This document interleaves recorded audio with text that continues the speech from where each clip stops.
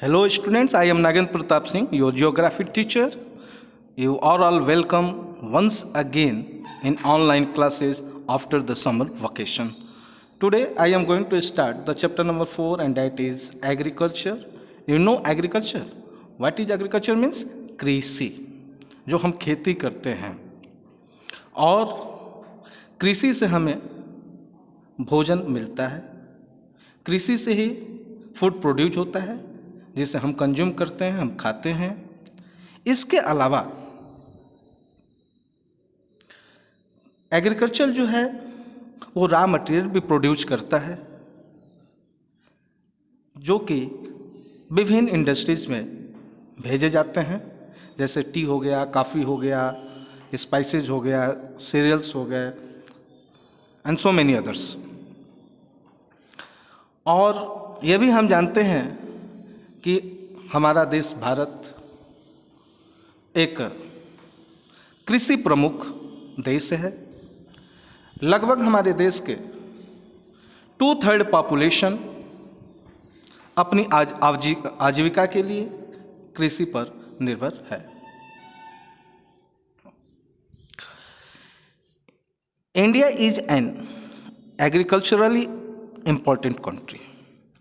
2/3 of our population engaged in agricultural activities for their livelihood.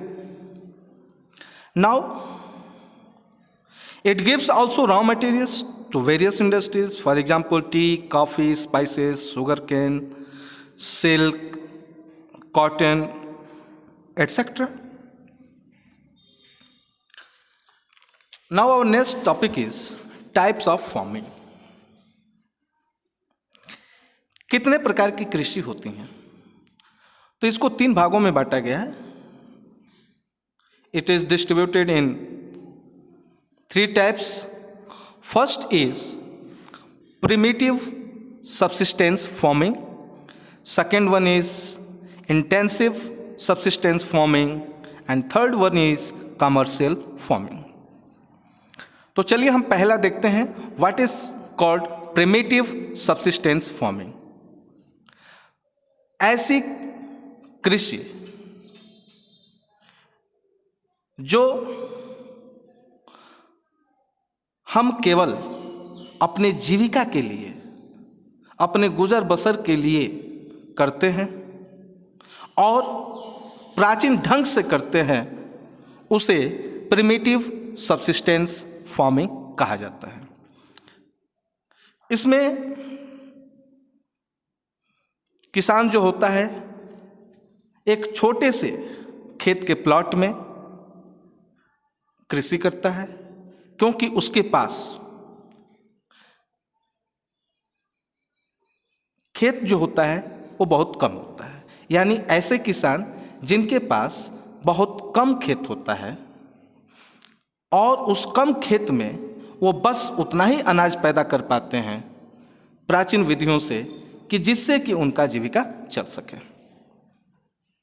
उससे वो कुछ profit नहीं कमा पाते, कुछ बेच नहीं पाते, बस उतना ही होता है उस खेत में जितना कि वो साल भर का अनाज का खर्च उनका होता है। क्यों? पहला चीज़ ये, क्योंकि उनके पास सीमित खेत होता है, बहुत कम खेत होता है। तो पहला जो पॉइंट है, स्मॉल प्लॉट पे वो खेती करते हैं।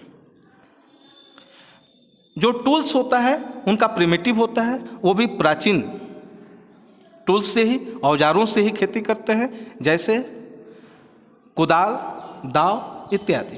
खेत को कोड़ना है तो कुदाल से खेत कोड़ लिए, जैसे या बैलों से खेत की जुताई कर लिए, जिसको प्लाविंग कहते हैं।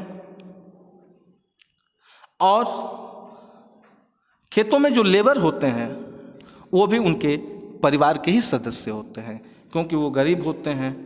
उनके पास एडवांस फार्मिंग करने के लिए, एडवांस टूल्स टेक्नोलॉजीज से करने के लिए वो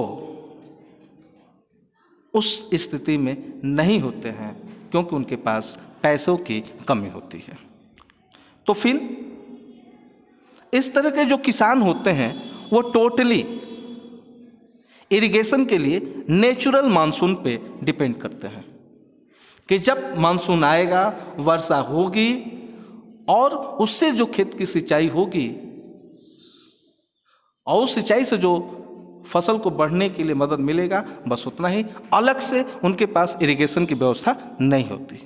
नेचुरल फर्टिलिटी, जो प्राकृतिक उपजाऊपन होता है मिट्टी में, बस वही रहता है, क्योंकि अलग से वे खाद, केमिकल फर्टिलाइजर्स वगैरह नहीं डालते हैं।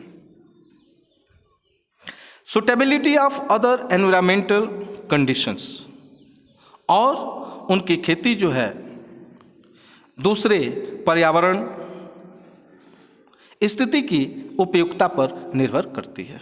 यानी एक तो छोटा सा प्लाट, उसमें भी एडवांस तरीके से खेती करने के लिए पैसा नहीं, कोई इरिगेशन की व्यवस्था नहीं, कोई प्लाउइंग की व्यवस्था नहीं, कोई फर्टिलाइजर्स की व्यवस्था नहीं, तो जो इसके अभाव में कृषि करते हैं और उतना ही कर पाते हैं जिनसे कि उनका केवल गुजर बसर चल सके, तो ऐसे कृषि को प्रिमिटिव सब्सिस्टेंस फार्मिंग कहते हैं।